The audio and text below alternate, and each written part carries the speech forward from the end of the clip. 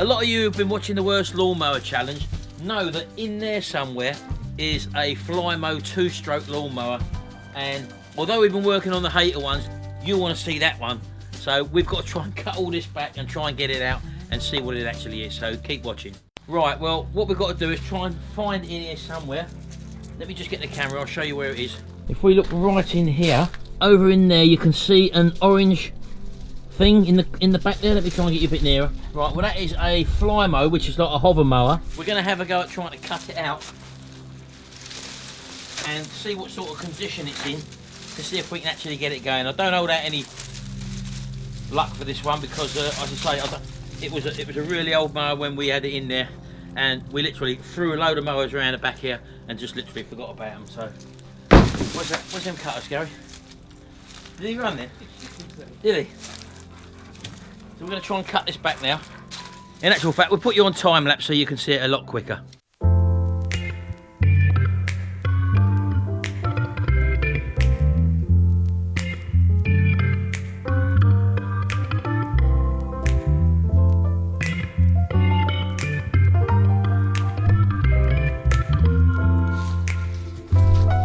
Right, I can see it now. Come out away.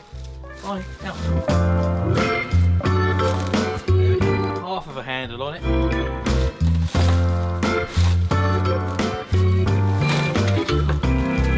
Oh no, it's a full handle, it's just folded over. Oh.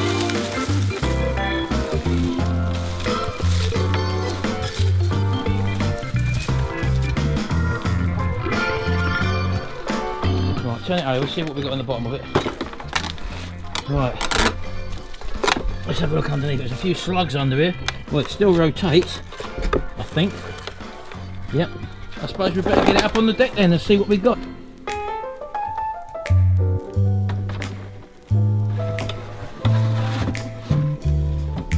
Right, well, this is it. It's a Flymo Turbo Trim XL 400. Let's have a closer look at it. Well, as you can see, that's what it is. Again, there's no weight to this. It's very, very light. Turn it around. This is obviously some sort of push to prime button on there. That still operates. I would imagine the petrol tank's dry. That's an air filter. Obviously seen better days, by the way, by the looks of it. There's lots of creepy crawlies walking around it. What's this here? I don't know what that is. Maybe some sort of catchment trap. I don't know. From under the fuel cap, I don't know. Whatever it is, it's totally dirty, and the tank appears to be bone dry, so I don't know whether it's worth just trying to mix some fluid up and trying to start it. I think we'll do that first. I've not tried pulling it over yet, but we're going to put some fuel in it, and we'll see if we can get it running without actually doing anything to it. So I'll go and get some fuel. Right, so again, we haven't done anything to this, as you've seen. I don't expect this to start. We're not going to fill it right up because we probably have to drain it out, I would imagine. Again, pretty soon. Right, okay, that's that. I'm going to leave the air filter off because I don't know how clogged that is, so we'll just put that to one side. Again, I don't know exactly what that is. See the primer bulb on the side here. It doesn't seem to be pumping any fuel. Let's try and put it over anyway. It's got a kill switch on the handle there, which is on stop. Just put that onto the on position. Better put that on the floor, I think.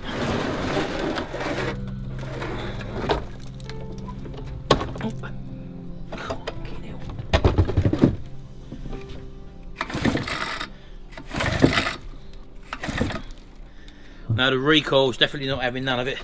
So we're going to need to do some sort of maintenance to this. I don't think I'm going to get it going. As I say, the carb's not pumping through, so we'll try and do as little as we can to it. I'm going to take the air filter off. I'm going to take the carb off, I'm going to take the recoil off and try and free that off. Let's start and try and get this thing running. At least it ain't seized. Right, well I think the first thing to do is to take the top off. Get some WD-40. Everything seems to be stuck solid after being outside for about 5 years. And just try and undo this wing nut on the top here. I've never stripped one of these down before, so this is all new to me. So if you've never seen one of these Flymo lawnmowers, I've seen them, but I've never stripped them down and worked on them, so I'm no expert in these. Not that I'm an expert in any of the mowers actually, but I will have a go. So this is obviously the recoil, which is obviously a bit stuck in. I gather these 3 bolts here come off, so we'll undo these. This is a metal cover, so we'll take that off now, and that should reveal the flywheel underneath. Right, okay, that's them 3 off, so lifting this off now. There we go. Reveals another snail inside it. Right, well, the fuel tank appears to be fitted on 2 springs, so I'm going to need to remove them, which is a pretty simple operation, just by undoing one of the clips. There's the fuel pipe. In fact, if I turn this, well, if I can take that right off, look, if I turn this whole unit around, you'll be able to see the carburettor. Our fuel goes into this top nozzle up there, which is held on by a little clip. So I'm going to take that fuel line off, and I don't know whether you can see or not, there's no fuel coming out of the fuel tank, look. But don't forget, I've got about half a tank in there, so I would imagine fuel should be coming out now. So we could have a problem with fuel starvation there. So let's put that to one side. And again, I've just got some white spirit here, just to sort of clean down the outer side, because I don't want no crap getting into the internals of the carburettor.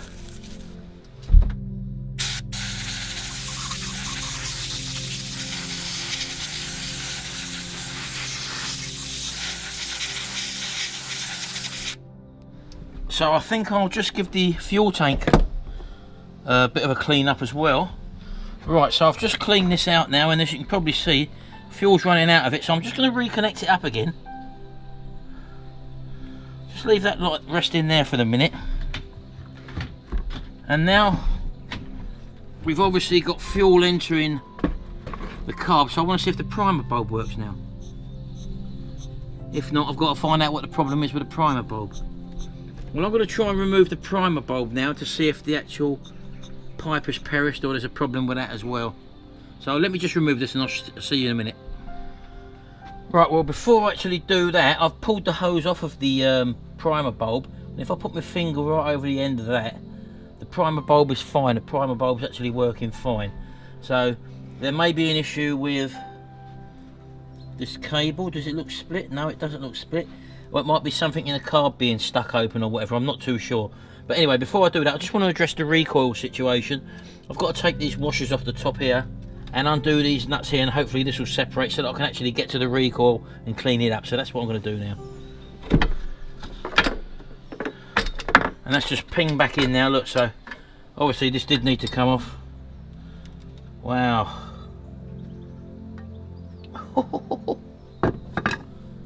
That's definitely seen better days, isn't it? But the flywheel, as you can see, the crankshaft's turning lovely and smooth. So I'll give this a blowout, a bit of a clean up, and we should be able to. And I don't know if you can see there in the fuel line as I'm turning the crank, fuel is being sucked. So I better not turn that anymore because it might start up. So I'm going to take the plug out as well, and I may just connect this back up and see if we can do something once I clean this up. So let me just do that now. Right, okay, so I'll give this a good clean up now. As you can see, it goes out nice and easily. I've blown all the cobwebs out and stuff out of there. We did lose the front bolt, by the way. That one did snap actually, look.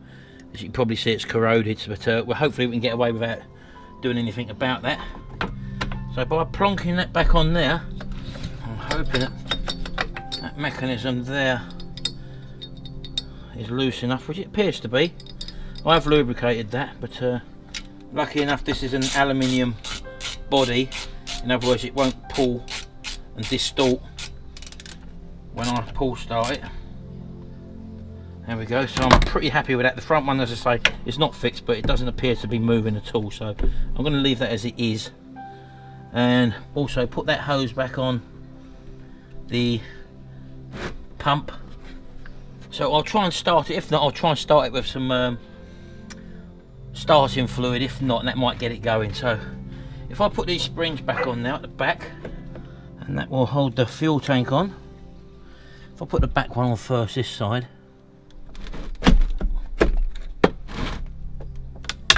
There we go.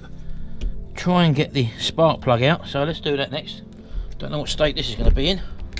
Well, lucky enough it weren't too tight. But that doesn't look too bad. All in all, I think that should spark. So if I put that in there, and hopefully if I can find a good enough earth, just clean that back a little bit till we get good aluminium.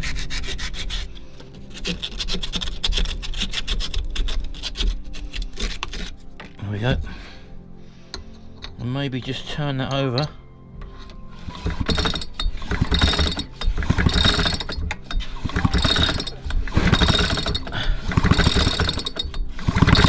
Right, I don't appear to have any spark there.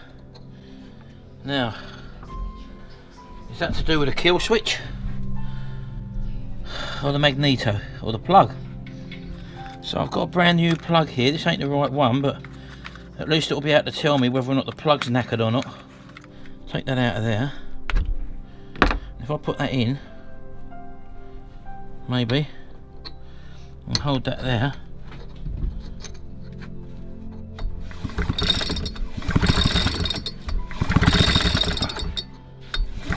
No spark. Right, okay. So that could be this switch here. And someone's actually put a cable tie on there, so that leads me to believe that someone might have had a problem with it before. So if I cut that off, open up these two connections here, and this is the connection that goes up to the switch. So I've just basically bypassed that. This vane there was a little bit sticky as well, which obviously when this air pushes past it opens up the throttle. So that's the governor arm, obviously, to govern the speed. That was all sort of stuck in that sort of position. So that was a problem I've just found. So while I've got my meter out, I just want to find out what the kill switch actually does. So we'll put it onto ohms. Open circuit is running. Closed circuit is turn it off. So in that position, in the open circuit position, this thing should be sparking. So when we turn over, we're not getting any sparking, so that leads me to believe that possibly our coil is our problem. So the only way for me to find that out is to take it out, and I don't think I've got another similar one to go in there, but I'm not too sure, because it's the mounting brackets that's going to be the problem here. Having the same mounting brackets so that the EMF is generated as it passes over these two magnets here, and that's what induces the voltage. And this is one of the reasons why, as I say, we don't normally repair these sort of lawnmowers, because we don't actually carry any spares for them. We've got no other parts for this. If it was a Briggs & Stratton one now, I've got a whole host of parts for the classic engines, and I could have just changed the part out, and that would have been it. So what I'm going to do is put it back together, plug it back in, give it a squirt of Easy Start, and just see what happens. That's all we can really do. Failing that, I may try and source an old second-hand coil for this, and if that's the case, we'll fit it and then obviously take it from there. But rotating it at this sort of speed, there's no sign of any spark there whatsoever, and I thought I would have seen something. So anyway, let's put it back together and we'll try that and give it a pull start and see what happens, and I'll see you in a minute. Right, okay, I've left the top cover off of it because basically we don't need it on. I'm not holding out any hope for this, to be honest with you. On. We've got the fuel, we put the spark plug, we've got the cap back on.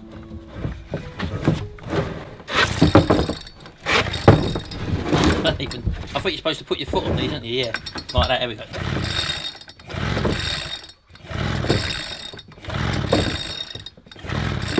No, I'm going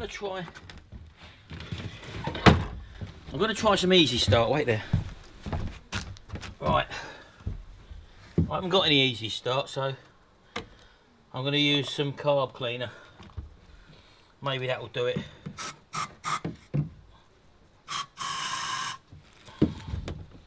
There we go. Oh, a bit of a mess of this, isn't it?